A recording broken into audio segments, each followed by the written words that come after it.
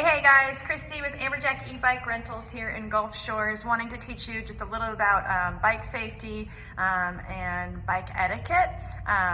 Keep in mind, full disclaimer, I own a bike shop. I'm not an attorney, not a lawyer. I don't know all the laws. This is just some advice that I have from riding a lot in the trails and helping people get started riding e-bikes in the Gulf State Park and in Gulf Shores.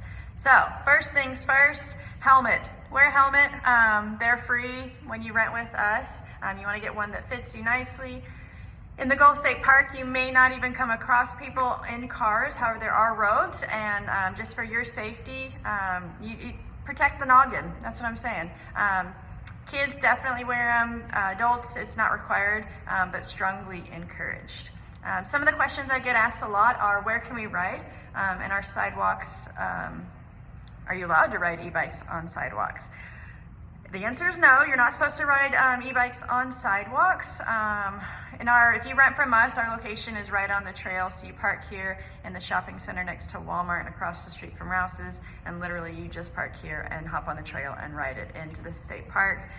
There are lots of sidewalks on busier roads like Highway 59, which most people use. I don't recommend riding on there, but if you find yourself in a situation where it may be unsafe to ride in the road and you have to ride on a sidewalk, just slow it down because there are people walking. So proper etiquette and safety is to go to the pace and speed of somebody who is walking. And then just keep an eye out because people are turning in and out of businesses, getting to the beach. They're in chill mode, they're listening to their family, singing songs, whatever it is. You never know the distractions that are happening in people's cars. So try to avoid the sidewalks for sure.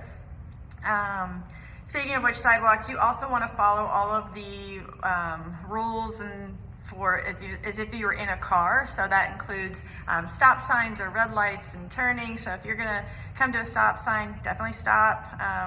Obey the speed limits. It's 10 miles an hour in the state park. If you're gonna be turning, make it really obvious with your hand gestures that you're turning. You never want to surprise anybody else. You want to be predictable, no surprises for anybody around you, and that'll help keep you safe as well. You also don't want to ride side by side. If you and a friend or you and your partner are going on the trails, it's safer to go follow like the line leader, one in front of the other, and then use your bell and pass people on their left. So if you see somebody, they're kind of taking up too much space for you to feel comfortable getting through with your bike, ring your bell. Most people will get over. If they don't, ring it again. If they don't, it might be good to just slow down or even holler out on your left. People get in deep conversations and they may not hear you. But just be friendly about it and pass people on your left and, slow down. I think that's the biggest thing is when you come up to people, you don't want to haul next to them. It makes them uncomfortable. Just slow down and pass them on their left.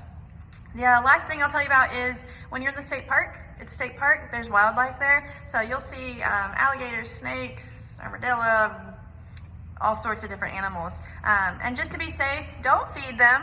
Don't feed them your fingers or your kids or your animals either. And you can do that by just staying about 30 feet away from them. Give them plenty of space. And I think that will help you. All right, I hope that answers some questions. I hope to see you soon. Again, Amberjack e-bike rentals here in Gulf Shores. Book online, park here, hop on the trail, or if you want to rent overnight, we'll deliver it to you. Talk to you soon.